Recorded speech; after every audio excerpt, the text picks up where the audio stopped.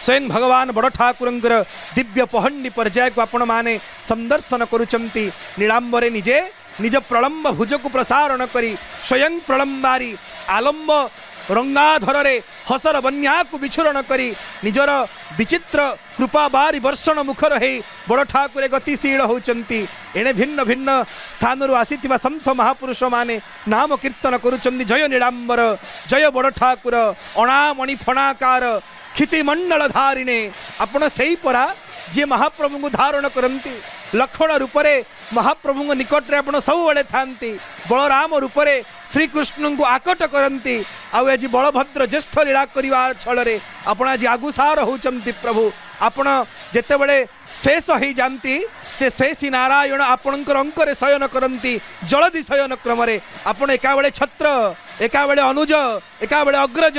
आ सर्वोपरि महाप्रभुंर अभिन्न तनु एंको भितरे कौनसी भेद नाहंती। धरणी मंडिला पराए होई छंती की उभा धड़ा कड़ा बेनी भाई गो दिहे दिही की शोभा। कहा शोभा को किए वर्णी पारिबो एकु आरेक बलियार आ सेही बलियार भुज बड़वाड़ मणिमा बड़ ठाकुर स्वयं खाउंद चूड़ामणि। एवं धीर मंथर गति छामु खुंटियार सेही डाक को बारंबार शुणी आकर्ण श्रवण करी आगुसार होचंती। आ ये डाक को शुणी ये लीला को संदर्शन करी भक्तर मन आउ निजको मध्य रोकी पारुनी। से भी दुई हाथ ऊपर को उठी प्रार्थना करुछि प्रभु आपण मोर इष्ट देवता आपण सेमिति सहाय हुंतु जगत जनन को जेमिति आपण आकर्षण करिचंती भक्तर हृदकंदर को सेमिति जगतर प्रति भक्तर चित्त को आपण आकर्षण करंतु हे शंकरषण। एबे नीलांबरे निजे नील लोहित वस्त्रावरण मध्य शोभित होइतिबा तालध्वज रथ निकट को यात्रा आरंभ करिचंती। चार मार उपरे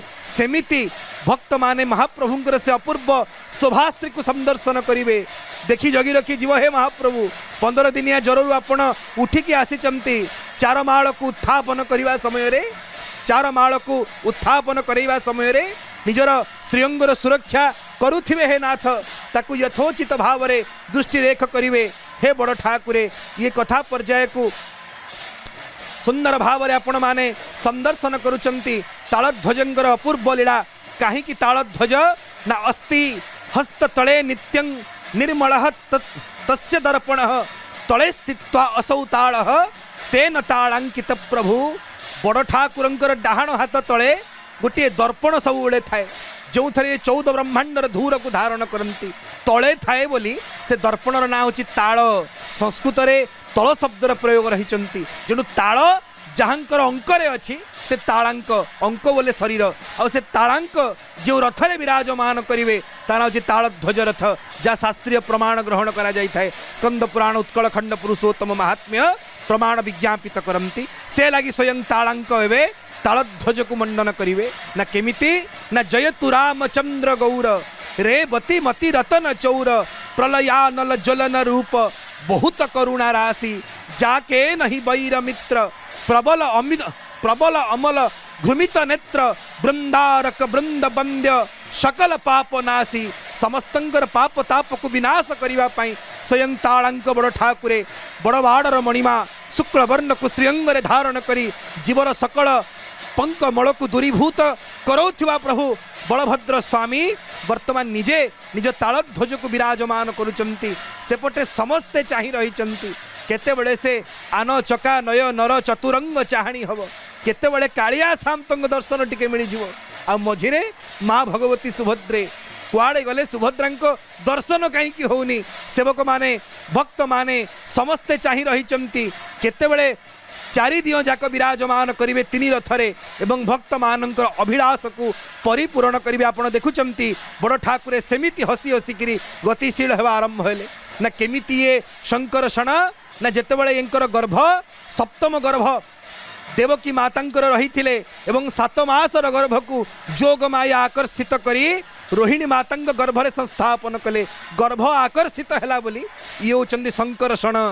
आउ सेतिकी नुहे निजर हल माध्यम रे जीवर हृदय रूपक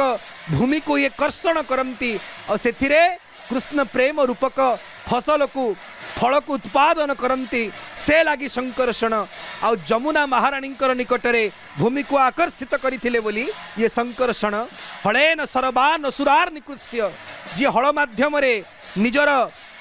समस्त अरिगण को निकृष्य करती और चकार चूर्ण मुसल प्रहार सौनंद नामक मुसल माध्यम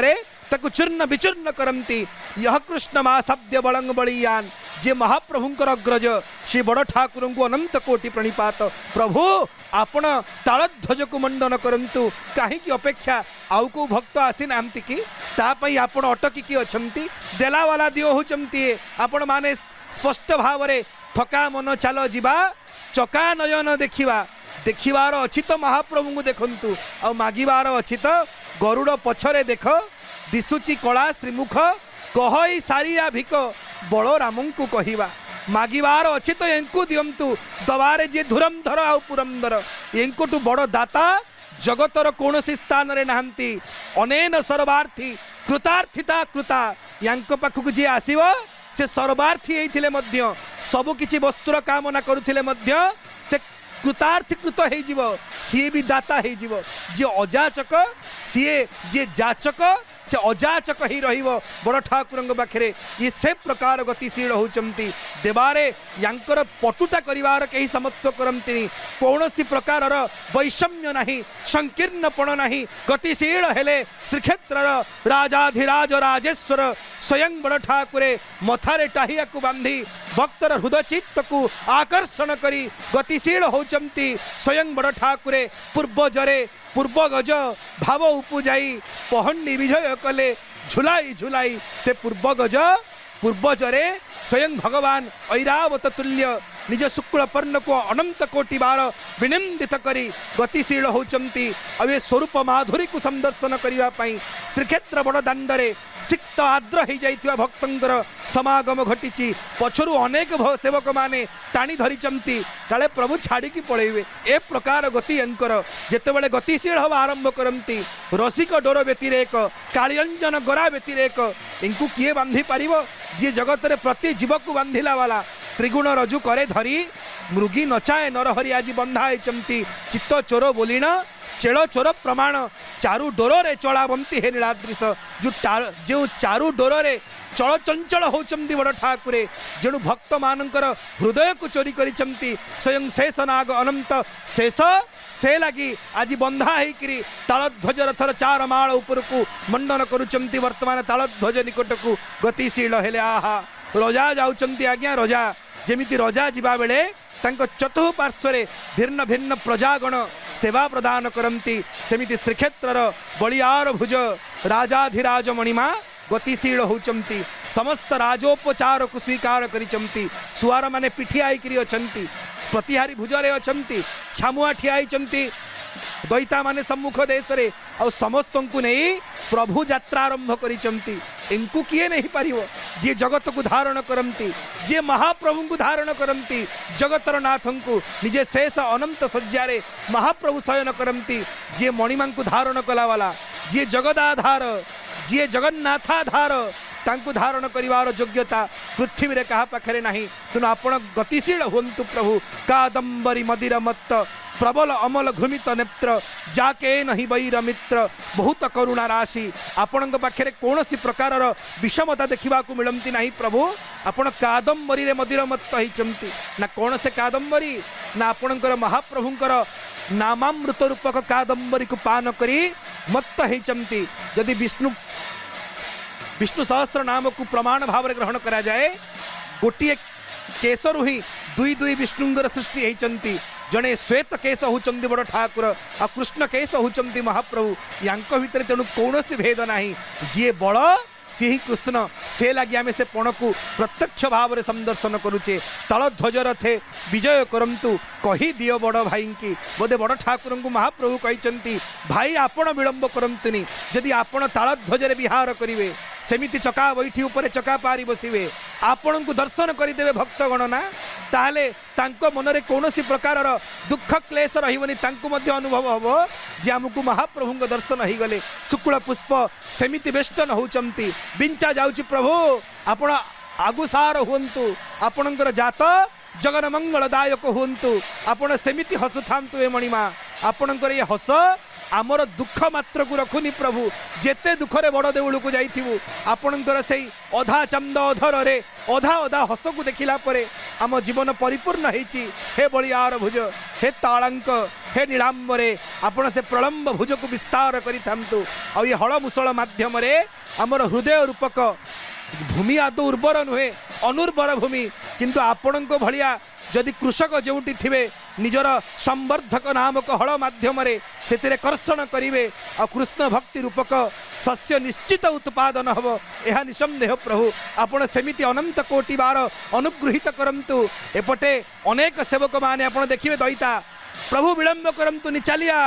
चलिया बलिया चलिया ए प्रकार शब्द सुनिबा को मिले मणिमा विलंब नहीं आपण आसी जानतु धन रे डेरी करेनी आसी जा आगुसार हे जा तालध्वजर हंस पटाक मंडन करंतु हे परमहंस चक्र चूड़ामणि आउ विलंब करंतु नहीं। एने सेवक कूल प्रार्थना करुचंती मेघ हेची प्रभु वर्षिची चार माळ ऊपर धीरे की जिवे देखिकी जिवे गोड़ खसीगले अनर्थ हो मणिमा जरुआ देहरु आपण उठिचंती श्रीअंगरे दुर्बलता रही अवसपण रही तेणु ताकू भी दृष्टि रखिए। वर्तमान छाटेणी डोर को सेवक माने सम्मुख भाग रे थिबा छामुआ को देले पिठिया पछपटू निश्चित भाव में बड़ ठाकुरंकर करुणा को निमित्त करी पृष्ठ देशर भार को वहन करिवे। ये लीला प्रभुंकर निजे निजे लोकोत्तर से आज लोकाधीन लीला करुचंती भक्तों को निमित्त करी सेवकों को निमित्त करी महाबाहु बलियार भुज गतिशील होचंती टाहिया टिके आग को जाउची टिके पछकू झुलुची बोधे वार्ता प्रेरण करुची टाहिया पछकू झुलिबा फल रे श्रीमंदिर विकल होची। हे मणिमा आपण छाड़ी जानतुनि मु श्रीहीन हो गली सिंहद्वार खोजुची मो नीलाद्रि सिंह को कल्प बट खोजुची प्रभु आपण छाड़ी गले मु खाली बट मोर कल्पना को पूर्ण करिला वाला कामना कल्पद्रुम संकल्प कल्प तरु मते छाड़ी की पड़ेले रोहिणी कुंड कहूँ प्रभु माझी खाली कुंड मो रोहिणी आपण को हे रोहिणी नंदन आपण नहीं कि पड़ौचंती आपण छाड़ी की जानतुनि से लगी टाहिया पछकू आकर्षित होची और सम्मुख को जाउची मातली विकल होचंती जीव परम सुख चाहि रहिचंती उन्मनी नेत डाकुची प्रभु मु मध्य उन्मत्त ही चाहिची आपण को प्रमत्तपण को देखिबा पई प्रभार उभय पार्श्वरे शंकर एवं नारद सेमिति प्रणत मुद्राए चाहि रहिचंती ताळांकु ये हसी देले आ जीवन रे दुख न थाए आज्ञा ये से प्रकार दियो जे देबा पई धर्म अर्थ काम मोक्ष आदि विविध दान दक्ष जे धर्म अर्थ काम आ मोक्ष को प्रदान करिबारे सुदक्ष मणि भाव रे अवस्थापित होइचंती आ निजे धीर मंथर गति रे पहंडी विजय होचंती सेवक मानंग भितरे भाळेणी पड़ी जाए जदि विलंब करि दियंती बड़ ठाकुरे केमिति जिवे अचल मेरुपरा अविचल रूप में बसी थिले आज चलचंचल होचंती निश्चल मन को चंचल करिव नीलाचल पूर्ण शशि मुख को कर बाचाल प्रभु हे वासुदेव हे संकर्षण आपण जहा प्रति अनुग्रहित करंती से मुख होइथिले मध्य बाबदुक हे जीव मणिमा से प्रकार वेष्टनी मध्य छत्र चामर आलट व्यजन त्रास समस्त प्रकार राजोपचार मध्य नीलाद्रि राजराजेश्वर मणिमा एबे तालध्वजर थर हंस पटाकू विराजमान करुचंती छाटणी डोर को सेवक माने धारण करिचंती प्रभु यदि सामान्य विच्युत हो जीव विक्षेप हो जीव